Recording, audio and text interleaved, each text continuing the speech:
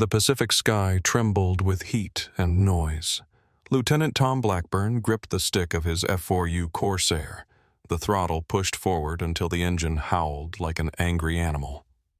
Salt air streamed through tiny gaps in the canopy frame, filling the cockpit with the sharp metallic scent of oil and burnt fuel.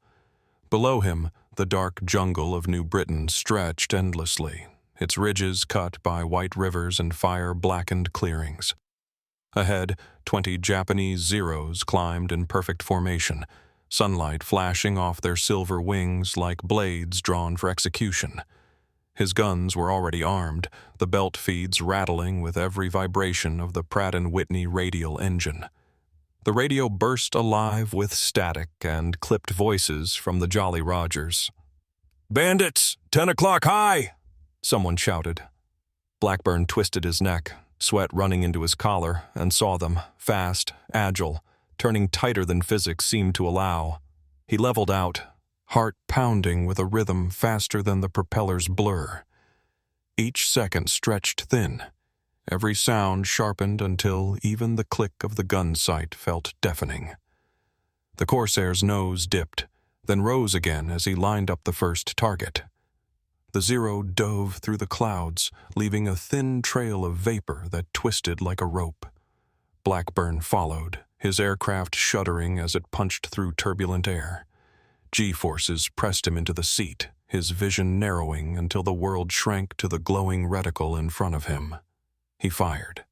6 barrels spat orange flame, and the Zero disintegrated into fragments that tumbled into the trees below. Smoke, black and greasy, marked the kill, but there was no time to watch it fall. A sharp clang hit his left wing, metal on metal, followed by the acrid smell of burned paint. Another Zero was on his tail, firing in short, precise bursts. Blackburn jerked the stick, rolling inverted until the sky became ocean and the horizon spun like a broken compass. The Corsair dove straight down, engine screaming past redline, airframe rattling so violently that the gauges blurred. His hands tightened until the gloves creaked. He could feel the air pressure tremble through his boots as the altimeter needle spun downward. Then he pulled up hard. The horizon reappeared in a blur of green and blue. The Zero overshot, unable to match the Corsair's plunge. Blackburn slammed the throttle, rolled right, and climbed through his own smoke trail. The sudden sunlight blinded him, but the next moment the Japanese plane filled his sight. He fired again, feeling the recoil hammer through the fuselage. Tracers cut across the sky, and the Zero exploded into a sheet of flame that mirrored on his canopy. Shards of aluminum flashed past like silver leaves. For an instant, silence returned. Only the steady rumble of the engine and the hiss of wind against bullet holes in the fuselage. His breathing slowed, then caught again as his fuel gauge quivered near empty. 4 more Zeros were climbing fast from below, black crosses painted near their wings. He counted them automatically, each shape closing the distance, each one promising death. The horizon was filled with smoke columns and falling wrecks, the smell of burning aviation fuel heavy even through the sealed mask. Blackburn adjusted his trim, eyes raw from sweat and fumes. The ocean glittered like shattered glass below, dotted with lifeboats and drifting wreckage. Radio chatter filled his headset, frantic, fragmented, barely human. He knew reinforcements were miles away, and his remaining ammunition wouldn't last a minute. The Corsair shook under the strain, metal groaning like it might tear apart at the seams. He steadied it anyway, breath short, pulse steadying into the calm that comes only when there's no room left for fear. As the first Zero broke from formation, the sunlight caught its wings, turning it into a flash of white against blue. Blackburn lowered his nose slightly and reached for the trigger again. Every sound vanished except the whine of wind through bullet holes and the deep, rhythmic thunder of his engine pushing against the sky. For a moment it was only man and machine, defiance and gravity locked together, the outcome unwritten. Then the tracers lit the air once more, carving orange scars through the Pacific dawn. Months before that fight over Rabaul, The Corsairs' reputation was already poisoned. Mechanics called it cursed. Pilots whispered its nickname with unease: the Ensign Eliminator. Its enormous nose stretched so far ahead that a landing pilot could not see the deck. One mistake, one wrong flare, and the machine would slam into the carrier's stern, cartwheeling into the sea. The Navy grounded it for carrier use after too many accidents ended with wreckage floating in oily flames. The plane's design was unlike anything else in service. Its massive 18-cylinder radial engine spun a 13-foot propeller, forcing engineers to bend the wings downward into that strange gull shape. It looked monstrous, but promised unmatched power. On paper, it could outclimb and outdive anything the Japanese had. In practice, it scared even veterans. Ground crews cursed the hydraulic leaks, the engine fires, the brutal recoil of its 6 Browning machine guns. Pilots learned the hard way that its torque could flip the aircraft during takeoff if handled carelessly. By 1943, the Pacific was bleeding pilots faster than replacements arrived. Over the Solomons, Zeros owned the sky. Their wings shimmered with polished aluminum, cutting through clouds with impossible grace. American squadrons flying older Wildcats were being shredded in combat, outturned and outclimbed again and again. New Corsair units were supposed to change that, yet their first missions ended with burning wrecks scattered across the jungle. Reports spoke of mechanical failures, engine stalls, wings tearing in steep dives. Each loss confirmed what many already believed. The Corsair was too wild to tame. Lieutenant Tom Blackburn read those reports while stationed at San Diego, waiting for transfer orders. He was 27, tall, dark-haired, with eyes that never seemed to rest. He had flown Wildcats earlier in the war and hated how they bled energy in every turn. When his new assignment came, to lead a Marine squadron equipped entirely with F4U Corsairs, he accepted without hesitation. Others tried to warn him that command was suicidal. He answered that a slow death by caution was worse. Training at Naval Air Station Miami proved why most feared the plane. During carrier trials, the Corsair bounced on landing like a steel spring, skipping down the deck and slamming into the barrier nets. Propellers bent, fuel leaked, tempers flared. Blackburn lost 3 men in 1 week to accidents unrelated to combat. Engineers took notes. Bureaucrats debated modifications, but pilots had to fly the monster as it was. Its speed thrilled them. Its unpredictability terrified them. One misstep in the air, and it punished without mercy. Still, there was something alive inside that machine. A kind of raw, mechanical anger. Blackburn felt it during his first flight when he pushed the throttle past military power and the nose clawed upward like it wanted to escape Earth itself. He realized then that the Corsair demanded a different kind of pilot, someone who trusted instinct more than regulation. The manuals described procedure. The cockpit demanded courage. Those who survived their first month learned to read the plane's language. The tremor before a stall, the subtle vibration before the tail swung. Meanwhile, Japanese pilots grew overconfident. Radio intercepts caught their laughter, mocking the new American fighter that couldn't even land safely. They called it slow, heavy, a clumsy whale. In their eyes, every Corsair shot down confirmed their superiority. Propaganda broadcasts even claimed the plane was withdrawn from combat after humiliating defeats. But on a small island airfield soon to be called Ondonga, that narrative would be rewritten. When the first shipment of F4Us arrived there in wooden crates and battered shipping containers, Blackburn watched as the mechanics unloaded the parts with sweat-soaked uniforms and salt-stained hands. The humid air smelled of kerosene and rotting palm leaves. The runway was just a strip of crushed coral, the jungle humming with insects louder than engines. That night, under the flicker of hurricane lamps, he gathered his men, pilots, engineers, radio operators, and said something no manual ever printed. They would make this machine obey. In that moment, A squadron of restless men and dangerous planes found their purpose. They didn't know that in less than 4 months, those same unfit Corsairs would turn the sky over Rabaul into a graveyard for Zeros. But before the legend, there had to be rebellion.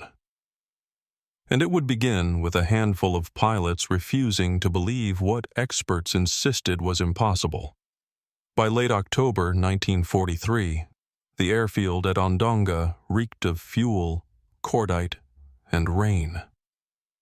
The strip was little more than a scar of mud carved through coconut palms, surrounded by wrecked planes and rusted drums.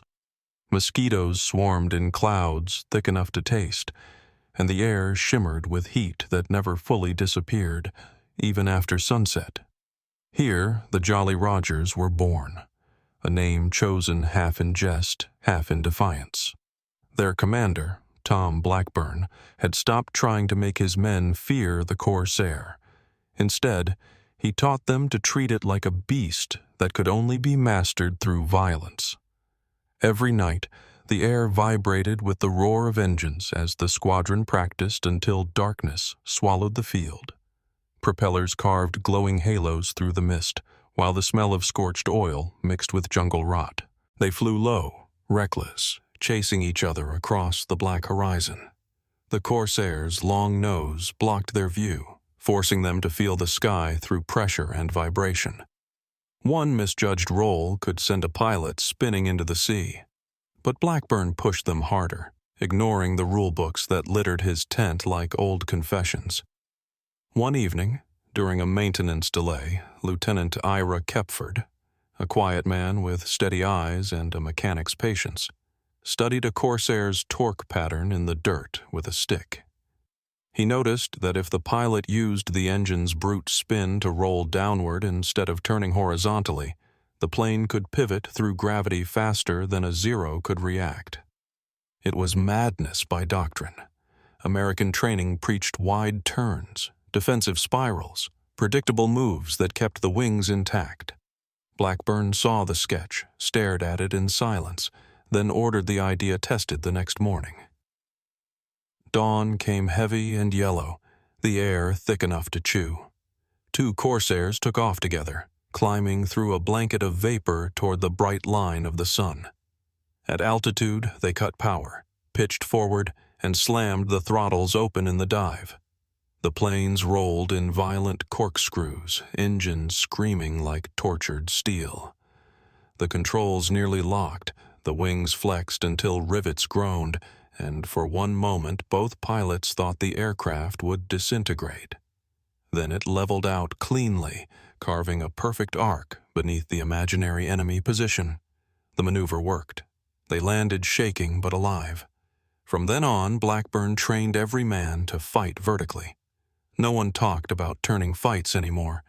They fought gravity itself. The Corsair was no longer a slow brute, but a hammer swung from the sky. The new move became their secret weapon, something never written in reports or briefings. Official observers dismissed it as recklessness, but every pilot who tried it felt the difference instantly. The plane stopped resisting and began to hunt. Tension grew as they prepared to test it in combat. Ground crews worked barefoot in the mud, wiping sweat from their faces while bolting ammunition belts into place. Radios buzzed with half-deciphered messages from Rabaul. New Japanese squadrons arriving, elite pilots transferring in from Truk. The men smoked in silence, their faces lit by engine backfires and cigarette embers. They knew they'd soon face opponents who'd flown since China, men who believed the Corsair was too heavy to dance with them. Blackburn intended to prove otherwise. That night he stood by the edge of the strip, watching lightning flicker far out over the sea. The rain hammered down, hissing on the wings lined up like predatory birds. He thought of the engineers who had begged him not to overstress the airframes, of the reports calling the Corsair unsuitable for front-line duty. Then he looked at the skull and crossbones painted on the cowl of his fighter, a symbol once meant to mock the enemy, now a promise. When the storm broke at dawn, the clouds peeled away to reveal a sky clean and silent. Engines fired one by one, shaking the soaked ground. Blackburn climbed into his cockpit, the smell of damp leather and fuel thick enough to sting the throat. He fastened his harness, pressed his gloved hand against the cold steel of the control stick, and whispered a phrase his crew would remember for years. "Let's see if they still think we're slow." The morning of November 11th, 1943, began with rain thick as rope and thunder that shook the jungle floor. Mechanics wiped oil from their hands, tightening panels and slamming fuel caps shut as the airfield turned to mud. Engines coughed, sputtered, then roared awake, filling the dawn with a deep metallic vibration that seemed to rattle the trees themselves. Blackburn's Corsair, painted with the white skull grinning beneath its propeller, taxied through the mist like a predator scenting blood. The order was simple: escort the B-24's striking Raboul. The unspoken truth: they were flying straight into the lion's den. At altitude, the storm broke apart into bands of gold and ash. The bombers climbed ahead in heavy, trembling formations, silver bodies glinting against the pale horizon. The Corsairs took position above and behind, 8 blue shapes cutting through high clouds streaked with sunlight. The air smelled of burned oil and hot metal, the cockpit glass shimmering under the tropical glare. Blackburn adjusted his trim, checking the gauges, feeling the control stick vibrate through his gloves. For 30 minutes, they flew through calm emptiness. Then the radar warning crackled. "Bandits, bearing 120, closing fast." They came from the sun. 20, maybe more. Zeros diving steeply, guns already flashing white. The bombers scattered instinctively, gunners firing blind into the glare. Blackburn's headset exploded with noise, shouts, static. The sharp crack of machine gun fire echoing across the sky. A B-24 caught fire instantly, breaking apart in midair, its wings shearing off like paper. Blackburn saw the black smoke and understood the trap. The Japanese hadn't come to hit the bombers. They had come for the new fighters. He barked a single word into the radio. "Roll!" and shoved the stick forward. The Corsair plunged into a vertical dive, engine shrieking, wings trembling on the edge of structural failure. Kepford followed, his blue plane slicing downward like a blade through silk. The G-forces crushed their lungs, but the maneuver worked. The Zeros overshot, unable to follow that deadly spiral. Blackburn yanked the throttle wide open and rolled underneath, feeling the air pressure slam against the canopy. For a heartbeat, his gun sight aligned perfectly with the belly of a Japanese fighter. He fired. The tracers carved glowing lines through the sky, and the Zero erupted in fire. Below, chaos bloomed in every direction. Corsairs dove, climbed, twisted, their massive engines leaving smoke trails that crossed like scars. The radio chatter blurred into a single, desperate rhythm of breath and gunfire. Kepford's voice cut through the static. "I've got 2 on me," followed by the heavy thump of his guns. Blackburn turned just in time to see another Zero explode into molten fragments, its pilot bailing too late, body tumbling against the horizon. The air stank of cordite and burned rubber. It tasted like iron. One Corsair took hits across the right wing.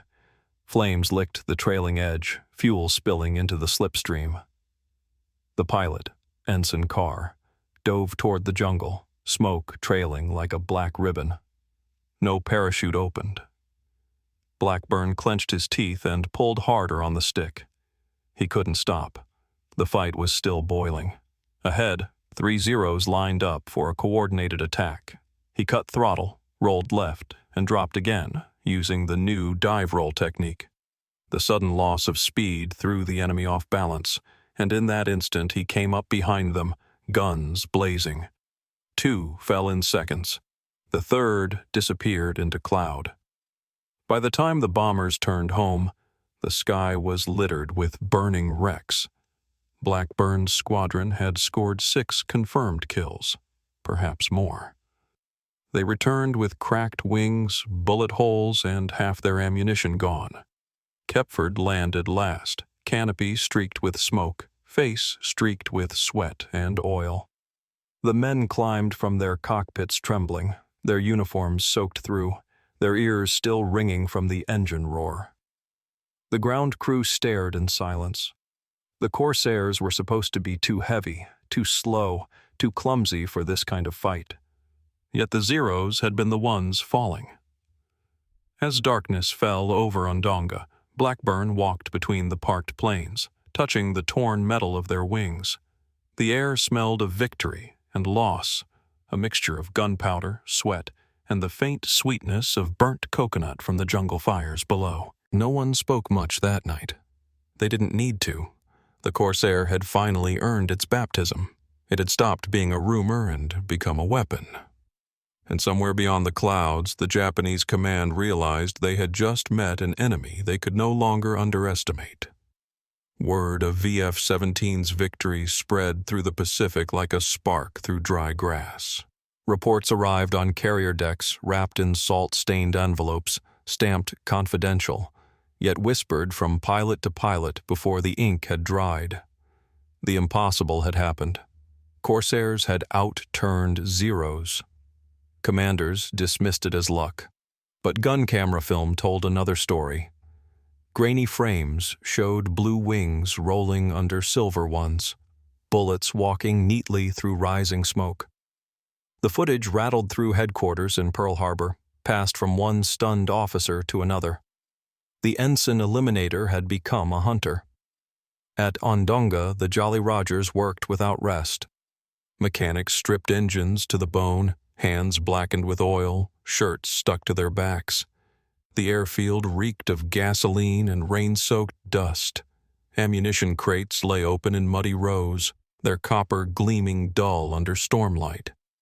Pilots slept beside their planes, boots still on, pistols resting under helmets. When the next order came, another strike escort, they were already airborne before the message finished transmitting. Blackburn's men flew with a kind of fever now, a mix of exhaustion and pride that blurred the edge between courage and madness. By January 1944, higher command had begun to study their method. Flight analysts in Hawaii replayed VF-17's missions, measuring roll rates, torque patterns, and dive speeds with rulers and stopwatches. They called it energy fighting, though none of the men who invented it used that term. What Blackburn taught could not be graphed.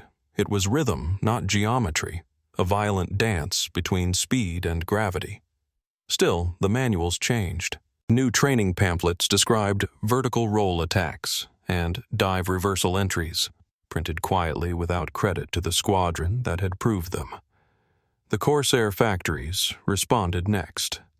Assembly lines in Connecticut and Akron hummed day and night, their concrete floors slick with oil, the air heavy with the smell of varnish and metal dust. Modified models rolled out faster, stronger, painted in darker blues to hide smoke stains. Shipyards demanded deliveries for carrier trials again, the same carriers that once banned the plane as too dangerous. Every man on those decks would soon learn the sound of a Corsair's approach, that deep-throated thunder that shook rivets loose and made metal vibrate like a living heart. Meanwhile, VF-17 was running on fumes.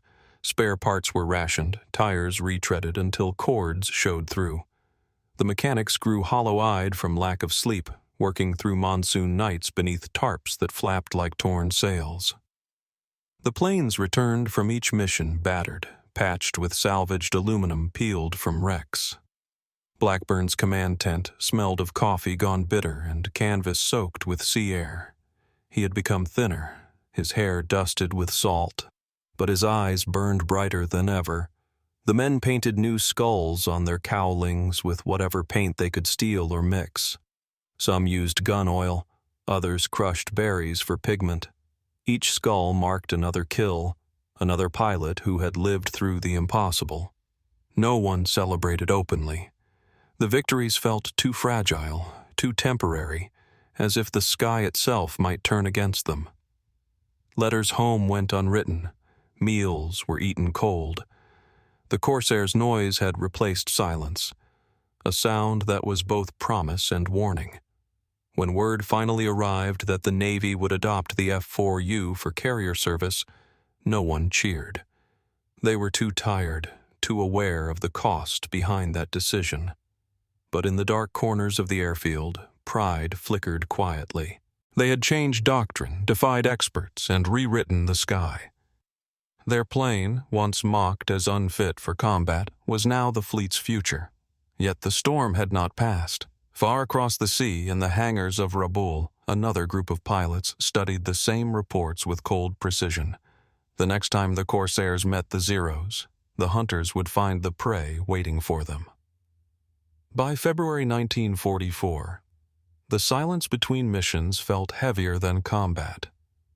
The Jolly Rogers had become a legend whispered across the Pacific, but legends invite challengers. From Rabaul's volcanic airfields came a new threat. The 332nd Kokutai, Japan's most experienced Zero group. Its pilots had fought over China, the Philippines, and Guadalcanal. Many carried over 200 kills, their aircraft painted with red victory rings stretching from nose to tail. Intelligence briefings spoke of them with a mix of fear and respect. Their orders were clear: destroy VF-17 before its tactics spread. The first sign of the counteroffensive arrived as black dots on the northern horizon. Blackburn's patrol intercepted them near New Britain under a thin layer of cloud. What began as a distant shimmer turned into 30 Zeros climbing in perfect formation. The sun glared off their canopies like shards of glass. The American formation spread wide, exhaust trails crossing the sky in pale, tangled ribbons. The air stank of hot oil and ozone. Blackburn gave a clipped order. "Pairs only. No hero runs."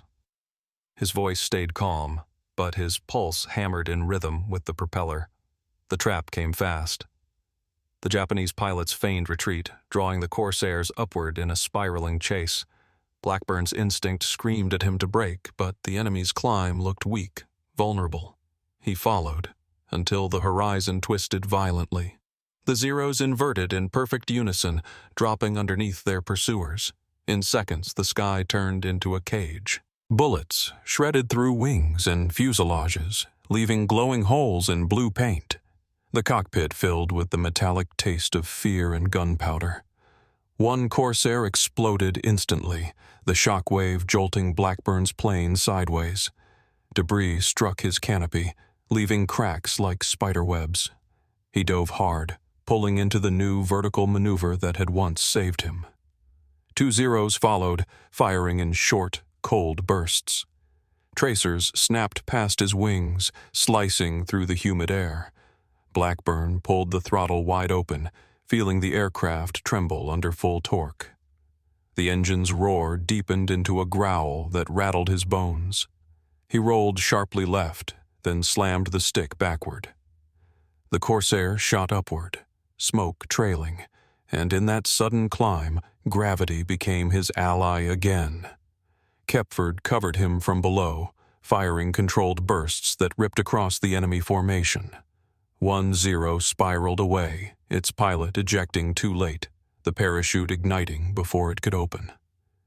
The smell of burning fabric drifted through the cockpit vents, sickly and unforgettable. For minutes, chaos ruled the sky. The radio filled with overlapping shouts, static, and the word "hit" repeated in every voice. Each pilot fought alone yet somehow together, invisible threads connecting their movements. The battle dragged toward the coastline where storm clouds formed dark walls above the sea. Rain hammered against canopies, turning the air thick and gray. Blackburn's instruments flickered. The altimeter spun.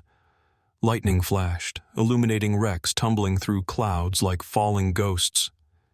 He caught a glimpse of a Zero aligning behind Kepford's tail and banked sharply, cutting through the storm with his guns blazing. The tracers vanished into the mist. Then came a flash of orange. The Zero fell, trailing fire that glowed like molten glass against the rain. When they finally broke contact, only half the squadron remained airborne. Engines sputtered, wings patched with bullet holes, radios dead from lightning strikes. Blackburn's hands shook as he guided his plane through the turbulence toward Ondonga. The fuel gauge trembled on empty. Below, the jungle appeared again. Endless, black, waiting. He landed with a violent jolt, the tail hook scraping sparks across the coral strip. Mechanics rushed forward, their boots splashing through puddles of oil and rain. That night, Blackburn gathered the survivors under a leaking tent lit by lanterns. No one spoke for a long time. The rain hissed on the canvas like whispering ghosts.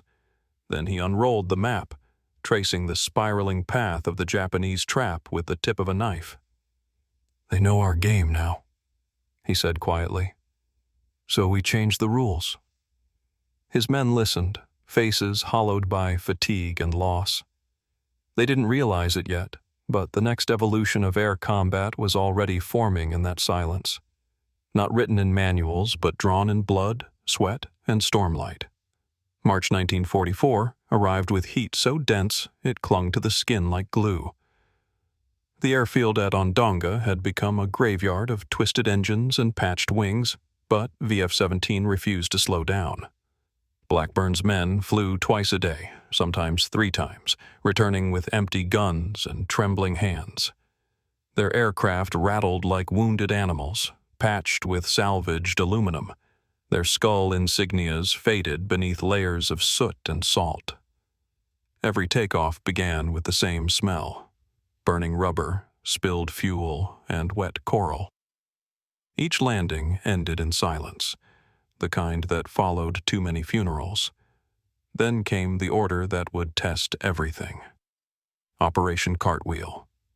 The full strike on Rabaul, the Japanese fortress that had resisted every assault for a year. 60 bombers would fly at dawn, escorted by every available fighter. VF-17 would lead the sweep, clearing the airspace above the harbor. Intelligence expected 40 enemy aircraft. In truth, there were almost 60. The 332nd Kokutai was waiting, their Zeros fueled, armed, and circling like sharks above the clouds. At 0612, the Corsairs broke through the rising haze. The horizon burned red from the first bombs falling on Rabaul's docks. Blackburn's canopy glared with reflected firelight.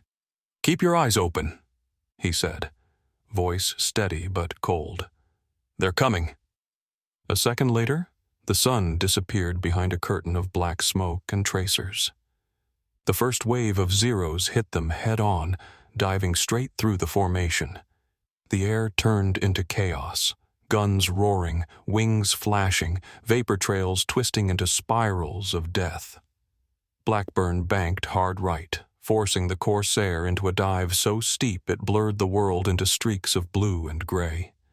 Bullets ripped past his cockpit, punching holes the size of fists through the fuselage. He rolled out of the dive, caught the lead Zero in his sight, and squeezed the trigger. The gun shook the entire aircraft. The enemy's engine exploded into a sheet of flame, scattering shards across the air like burning snow. He climbed again, the G-forces crushing him into the seat, lungs screaming for air. Above, Kepford spotted a formation breaking toward the bombers and gave chase. He fired from nearly 600 yards, too far by doctrine, but every tracer hit. 2 Zeros disintegrated mid-roll, their pilots never escaping. Around him, Corsairs weaved through the maelstrom, engines bellowing like thunder. The sea below was a patchwork of wrecks and black smoke. Each time a Zero flamed out, the others seemed to multiply, darting through the smoke like silver fish beneath stormlight. Minutes stretched into hours. Radio calls turned into noise. Names shouted once and never repeated. Blackburn's fuel warning light blinked red, but he ignored it, diving again to protect the bombers. He saw a Zero line up on a B-24's tail. its guns flashing white. He fired before thinking, his rounds tearing through the Japanese plane just as the bomber dropped its payload. The blast wave flipped both aircraft sideways.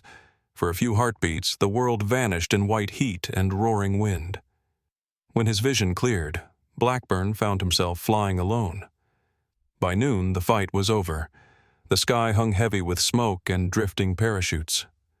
VF-17 had lost 2 planes, one confirmed dead, one missing over the sea. In exchange, 20 zeros lay scattered across the ocean and jungle. The next day brought 12 more kills, then 10, then another 18. For 3 months, the Jolly Rogers ruled the Pacific sky, cutting through Japanese formations like blades through cloth. 94 confirmed kills, and not a single pilot lost to enemy gunfire. When Blackburn landed after the final mission, his plane was more whole than metal. The landing gear collapsed as it touched down, throwing sparks across the coral. He climbed out slowly, helmet under his arm, uniform soaked with sweat and smoke. The mechanics stared in disbelief at what was left of the aircraft, the machine that had once been dismissed as a failure. Behind him, the horizon burned orange over Rabaul, the fortress finally broken. The men stood silently beside their Corsairs, faces streaked with oil and sunburn, unable to speak. Victory had weight, heavy, metallic, and permanent. The air smelled of fuel, sea salt, and something unspoken, something that felt like the edge of exhaustion. Blackburn looked at his squadron, fewer now, older by years and months, and knew what history would remember. They had taken the slowest, most cursed fighter in the Navy and made it untouchable. April 1944 brought quiet, the kind that unnerves men who have lived too long inside chaos. The Corsairs stood motionless under the sun, their blue paint faded to gray, their wings streaked with smoke and salt. The airfield at Ondonga no longer smelled of battle, but of burnt rubber, rotting crates, and the metallic tang of spent shells buried in the mud. VF-17 had achieved the impossible. Yet the silence around them felt heavier than gunfire. The official tally arrived on a crumpled dispatch sheet. 94 enemy aircraft destroyed, 6 probable, 2 lost in action. Command called it historic. The men didn't celebrate. They sat on overturned fuel drums, sleeves rolled up, faces blank from fatigue. Blackburn walked among them slowly, his limp more visible now, his uniform clinging to his frame. Every handshake, every nod, carried the same unspoken weight. Survival came at a cost no statistic could measure. The squadron's aircraft bore scars that no mechanic could erase. Bullet holes pocked their fuselages like constellations. Oil streaked down the tails, baked into the metal by tropical heat. Mechanics worked without rest, their hands trembling as they hammered out dents and patched torn panels. The sound of wrenches echoed across the strip, steady and mournful, like a heartbeat fading. Each fix delayed the inevitable truth. These machines were nearly spent, their engines coughing, their hydraulics bleeding pressure after every flight. Blackburn's tent had become a paper graveyard. Reports, commendations, and condolence letters lay scattered across the table. He ignored most of them, writing only one line at a time before lighting another cigarette. The smoke hung in slow, gray spirals, mixing with the smell of damp canvas. He thought about the men buried in the jungle beyond the strip, their names painted in black on wooden boards already warping from rain. Glory had a scent, too, one of decay and fuel.